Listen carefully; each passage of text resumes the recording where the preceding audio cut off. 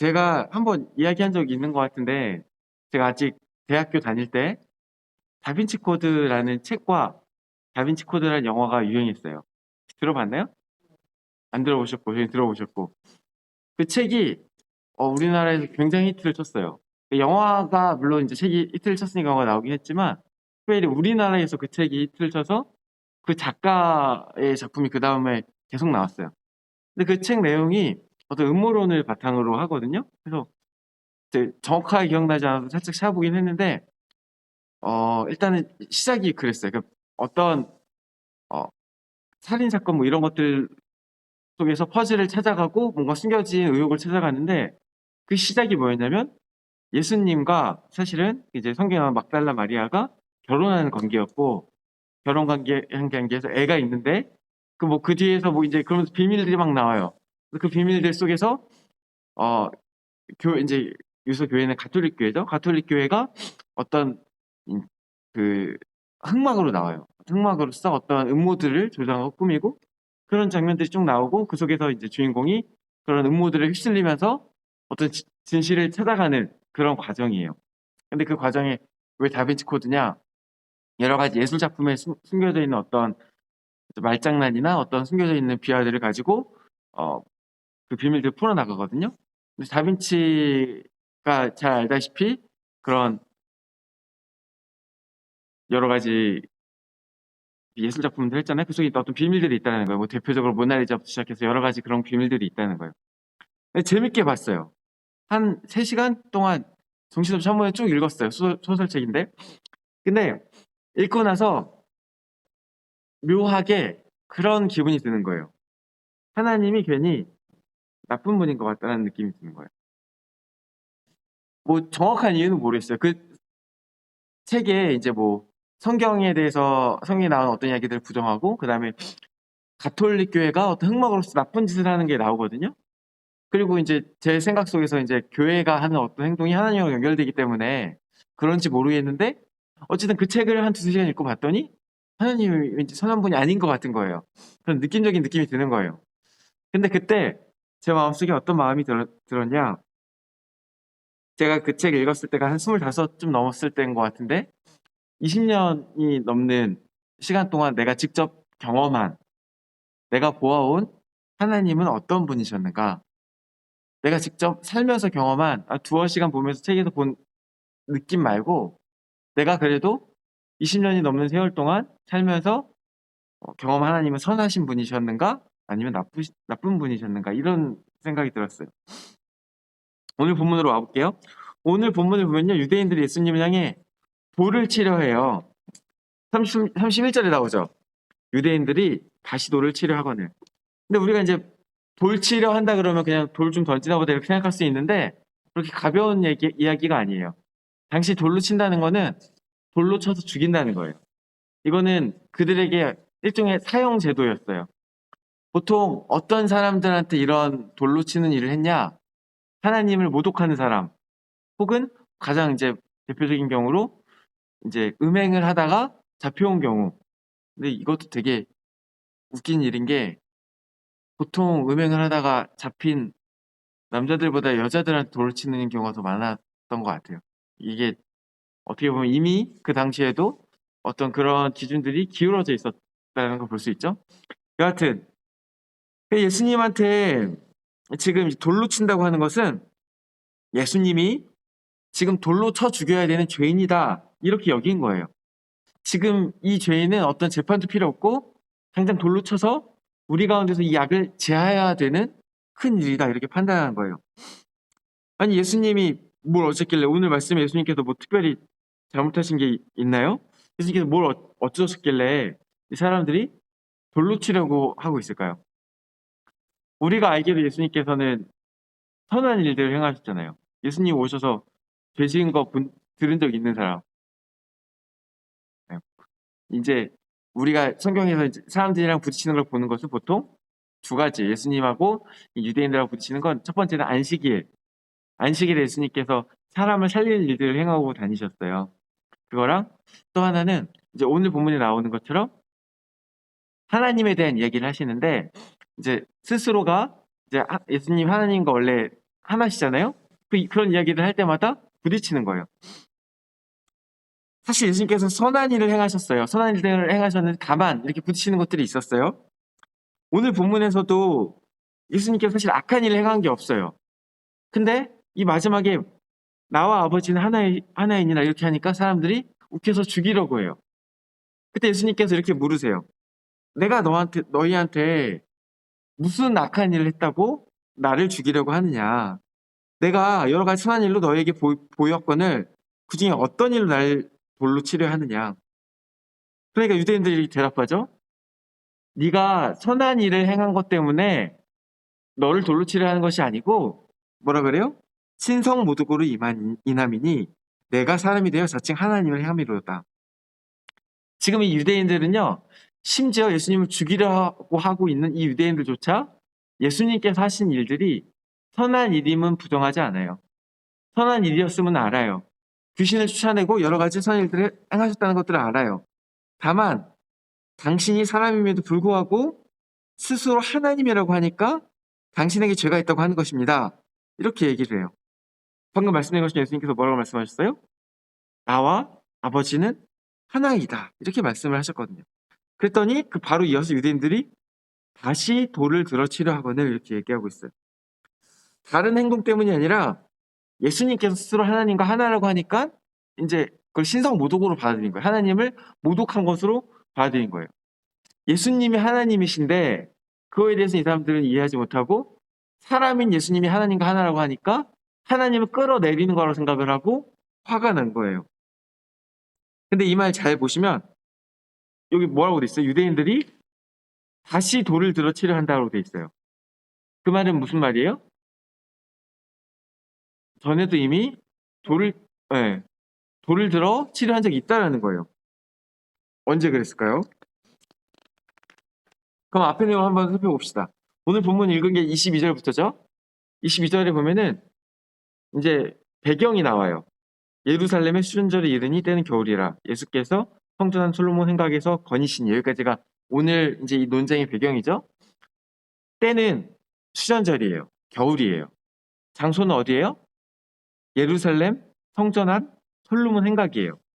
이렇게 어떤 장소에 대한 설명이 나왔다는 것은 그 앞과 오늘 본문 사이에 장소와 시간이 변화가 있었다는 얘기죠. 있으니까 얘기를 할 거 아니에요. 만약에 앞이랑 똑같으면 굳이 이야기할 필요가 없어요. 다시 말해서 오늘 본문이 앞에 있었던 본문과 조금 개별적인 사건이라는 거예요. 오늘 사건을 그럼 22절부터 쫙 봅시다. 오늘 본문에는 유대인들이 돌을 치려한 장면이 없어요. 31절에 처음 나오는 거예요. 근데 여기 다시라고 이야기하고 있어요. 그럼 그 앞으로 가봅시다. 요한복음 10장 이제 21절 이하는 9장하고 연결돼요. 전에도 이제 지난주에도 얘기했고 그전주에도 얘기했지만 9장하고 연결돼요. 그래서 실제로 10장 1절은 어떤 새로운 시간이나 공간의 배경을 설명하지 않고 9장 처음에 이제 이렇게 나와요. 예수께서 길을 가실 때 이렇게 예수님께서 길을 가실 때가 나와요.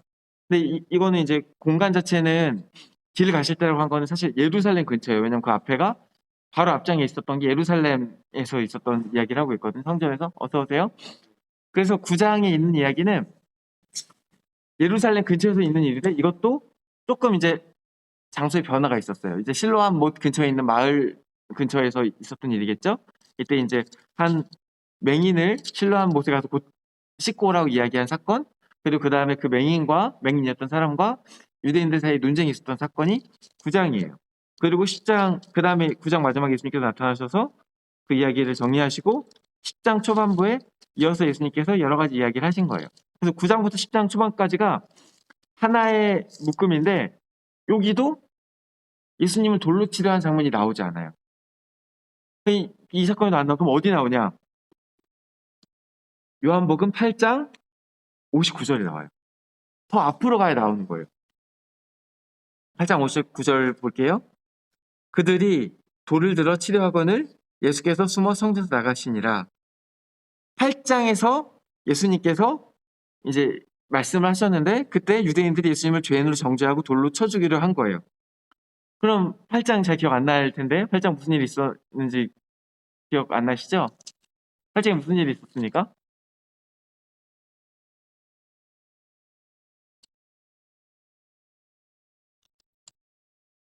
8장 시작할 때 무슨 일이 있었습니까? 어,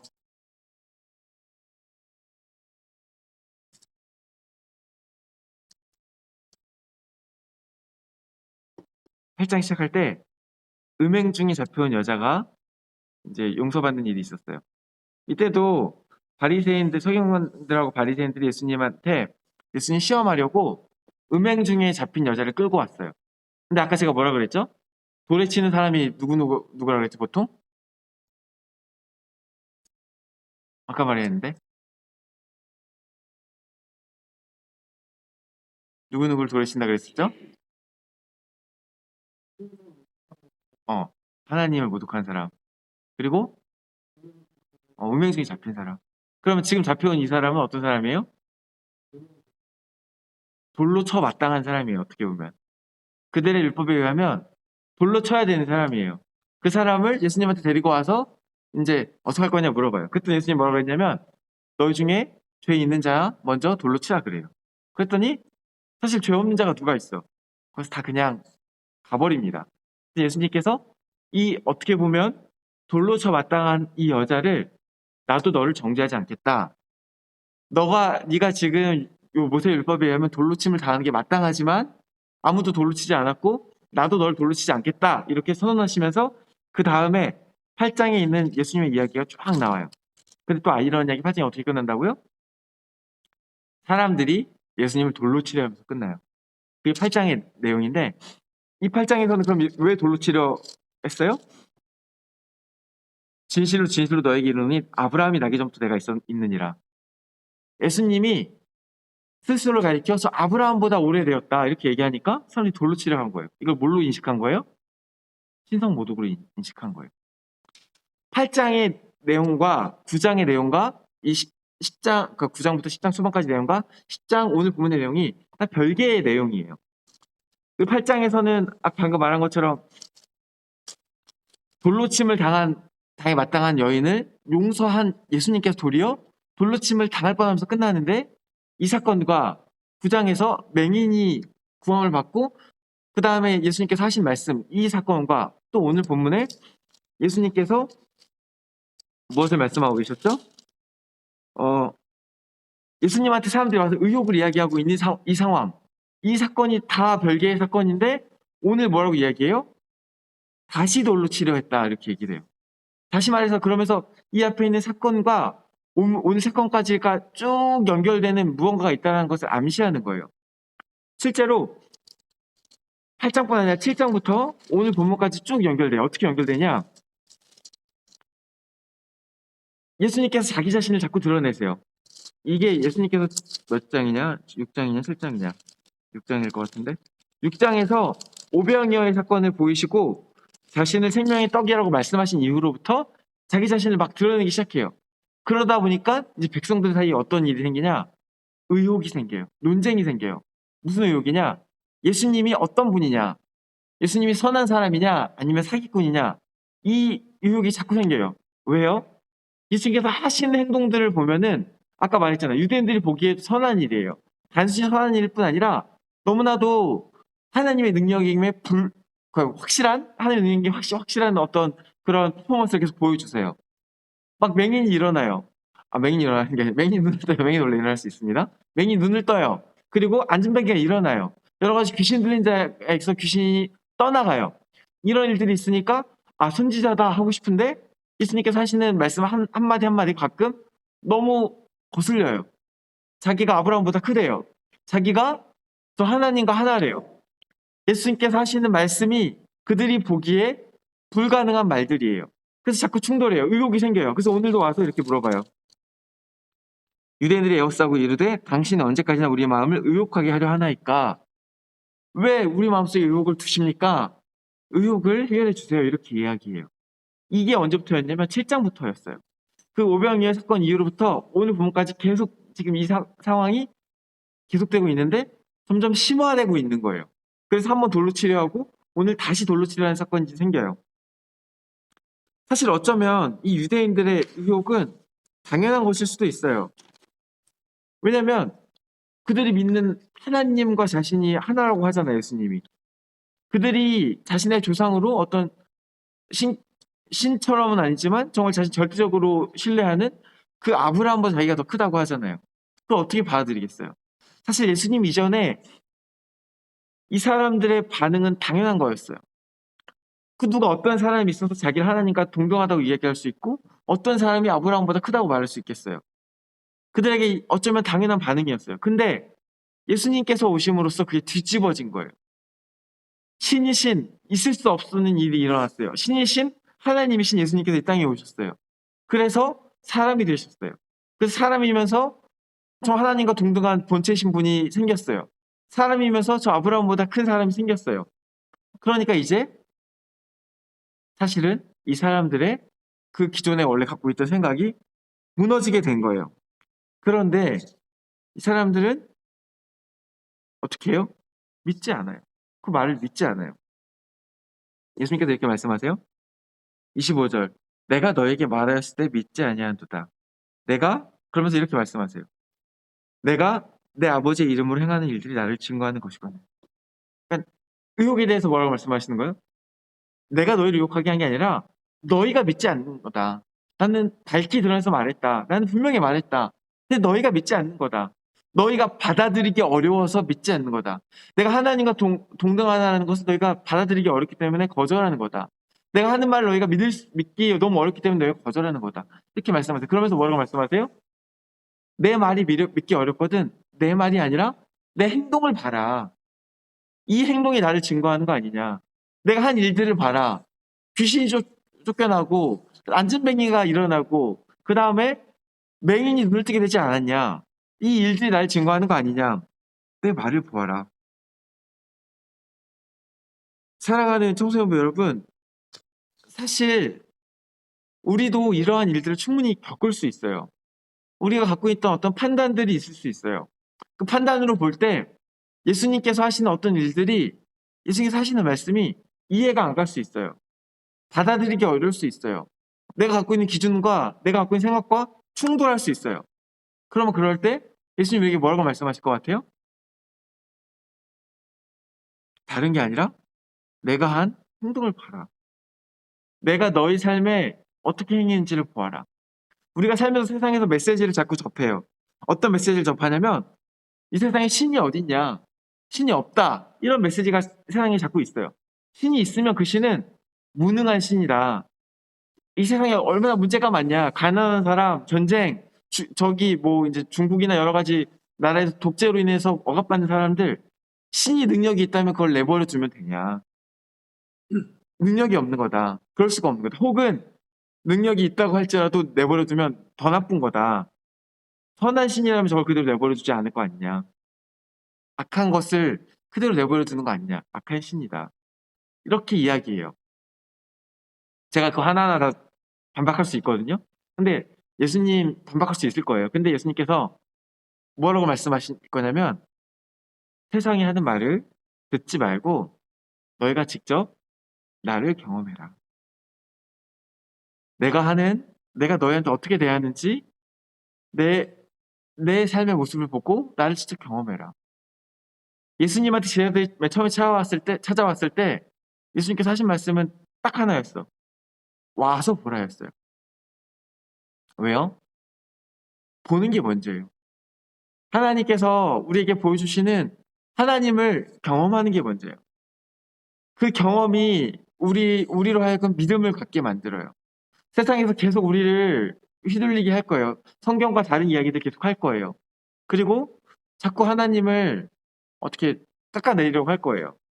그때마다 하나씩 다 반박하는 게 아니라 우리가 직접 경험해야 돼요. 하나님 어떤 분이신가? 하나님을 경험하라고 하니까 뭐 지금 성경에 나오는 것처럼 이제 그런 맹인이 눈을 뜨고 그런 일들을 경험하라는 것은 아니에요. 물론 그런 일들을 경험할 수도 있죠. 근데 저도 아까 서두에서 말한 것처럼 책을 읽고 마음이 흔들렸을 때 다시 떠올린 하나님을 경험한 일들은 어떤 신비한 일들을 떠올린 게 아니라 내 삶 속에서 하나님께서 소소하게 이뤄주셨던 어떤 기도 응답들, 하나님께서 내가 기도하는 가운데 주셨던 어떤 마음들, 내 삶 가운데 하나님께서 인도하셨던 순간들, 그런 것들을 떠올린 거예요. 사랑하는 청소년부 여러분, 우리도 우리 한 사람 한 사람도 다 직접 이 예수님의 일들을 경험하기 원해요. 하나님의 선하심은 우리가 들어서 알 수도 있지만 사실은 들어서 아는 게 얼마나 우리 안에 강하게 잘 잡겠어요. 경험해야 돼요. 우리가 다른 게 아니라 예배 가운데 임하시는 하나님, 하나님의 동행하심을 느끼는 어떤 삶의 작은 작은 순간들, 하나님께서 날 위로하셨던 어떤 소소한 것들, 이런 경험들을 우리가 쌓아가길 원해요. 특별히 기도하면서 기도 가운데 응답하신 하나님을 경험하기를 원해요. 물론 하나님께서 모든 것을 다 오케이 하고 해주신다는 이야기는 아니에요. 그러나 하나님께서 응답하시는 것을 경험할 때 하나님이 어떤 분이신지 우리가 알게 될 거예요. 사랑하는 청소년부 여러분, 하나님을 살면서 경험하십시오. 작은 기도 한 번, 두 번 가운데 역사하신 하나님, 매주 드린 예배 가운데 함께 하신 예수님을 경험하십시오. 그리고 직접 경험한 그 경험들로 인해서 다른 것이 아니라 그 경험으로 인해 하나님의 선하심을 믿는 저와 여러분이 되시기를 주님의 이름으로 축원합니다. 기도하시겠습니다. 선하신 하나님, 감사합니다. 우리 삶에 하나님의 일들을 행하시고 하나님의 것들을 볼 수 있게 하시니 감사합니다. 주님, 우리 삶 가운데 계속해서 더욱더 많이 풍성한 하나님의 은혜를 경험할 수 있게 은혜를 더하여 주시옵소서. 우리 한 사람 한 사람의 삶에 찾아와 주시고 우리 기도 가운데 응답하여 주시옵소서. 감사드리며 예수 그리스도 이름으로 기도드립니다.